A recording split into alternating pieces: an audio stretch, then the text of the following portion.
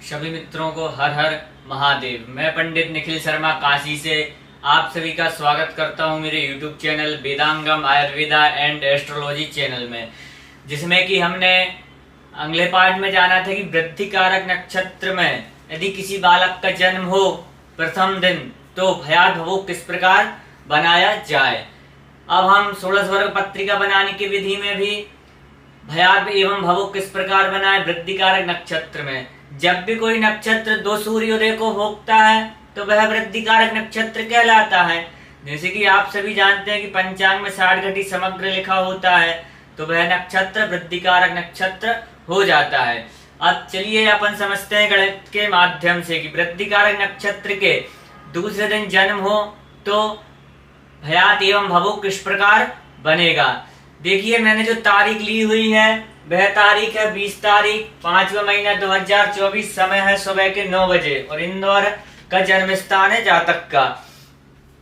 इष्टकाल शुद्ध जन्म समय करके बनाया हुआ है 7 घटी 25 पल और गत नक्षत्र है हस्त 55 घटी 37 पल। वर्तमान नक्षत्र चित्रा 60 घटी समग्र। यह वृद्धि कारक नक्षत्र हुआ है और आगामी में भी चित्रा चल रहा है 1 घटी 25 पल। तो यह सूर्योदय, इसने दो सूर्योदय को भोग लिया है नक्षत्र ने, तो यह नक्षत्र वृद्धि कारक नक्षत्र हो गया है। अब नियम बोलता है कि 60 घटी से गत नक्षत्र के मान को घटा देना चाहिए, तो हम सर्वप्रथम 60 घटी लेंगे। 60 घटी से गत नक्षत्र के मान को घटा देना चाहिए। जो हमारा गत नक्षत्र वह है हस्त 55 घटी 37 पल।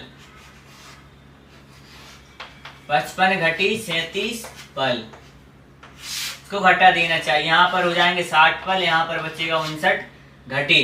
10 में 7 जाएगा तो बचेगा 3, 5 में 3 जाएगा तो बचेगा 2, 9 में 5 जाएगा 4 बचेगा, 5 में 5 जाएंगे 0 बचेगा।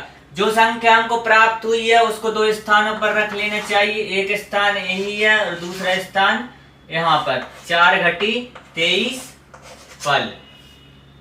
इसको हमने दो स्थानों पर रख लिया है नियम के अनुसार।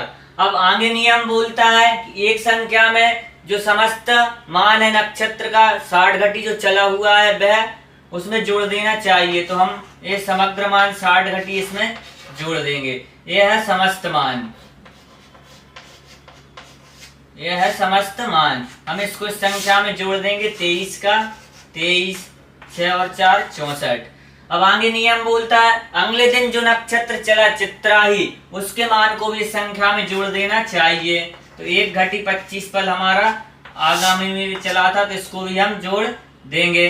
5 3 8, 2 और 2 4 और 1 65। यह जो संख्या हमको प्राप्त होगी वह भवोग के रूप में प्राप्त होगी। यह हमको भवोग प्राप्त हो गया है, यह हमको भवोग प्राप्त हुआ। अब जो दूसरी संख्या निकली हुई है, अब यहाँ पर नियम बोलता है कि इसमें इष्टकाल को जोड़ देना चाहिए। तो हमारा इष्टकाल है 7 घटी 25 पल। हम इसको भी इसमें जोड़ देंगे। 5 3 8, 2 और 2 4, 4 और 7 11। ये हमको प्राप्त हुआ है भयात। यह जातक ने भोग लिया था और इस नक्षत्र के मान को जातक भोगेगा। देखिए, हमेशा एक बात का याद आपको रखना है कि भयात 67 घटी से ज्यादा नहीं होता है और हमेशा भवोग से कम भयात रहता है। देखिए, यदि किसी जातक का जन्म वृद्धि कारक नक्षत्र के दूसरे दिन हो तो किस प्रकार भयात एवं भवोग बनेगा।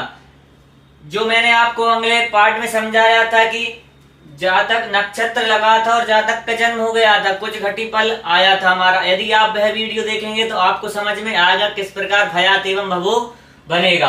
अब देखिए, जातक का 20 तारीख के दिन जन्म हुआ है सुबह 9 बजे, तो मैंने इष्टकाल बनाया 7 घटी 25 पल। गत नक्षत्र था 55 घटी 37 पल और समग्र मान था 60 घटी और आगामी नक्षत्र था चित्रा जो कि 1 घटी 25 पल चला।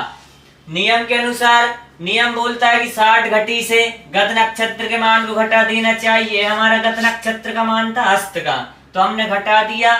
अब यह नक्षत्र का मान इसमें इतना और चला था जो हमने निकाल लिया 60 घटी से। 4 घटी 23 पल हमारा आया। नियम बोलता है दो स्थानों पर इसको रख लेना चाहिए और जो समग्र मान है नक्षत्र का उसमें एक संख्या में जोड़ देना चाहिए और आगामी का जो नक्षत्र का मान था वो जोड़ देना चाहिए। तो जोड़ने पर हमको प्राप्त हुआ था 65 घटी 48 पल, जो कि हमको भवोक्त के रूप में प्राप्त हुआ, जहां तक इस नक्षत्र के मान को भोगेगा। और जो दूसरी संख्या थी हमारी उसमें इष्टकाल को जोड़ देना, यह हमारा इष्टकाल है, इष्टकाल को जोड़ देना चाहिए तो हमको भयात प्राप्त होगा। यदि आपको अच्छे तरीके से समझ में आया हो, यदि आपको समझ में नहीं आ रहा हो तो आप कमेंट कर सकते हैं। जहां पर भी आपको दिक्कत हो रही हो, अच्छे तरीके से समझ में आया हो तो मेरे वीडियो को लाइक करें, कमेंट करें और मेरे यूट्यूब चैनल को सब्सक्राइब करें। सभी मित्रों को हर हर महादेव।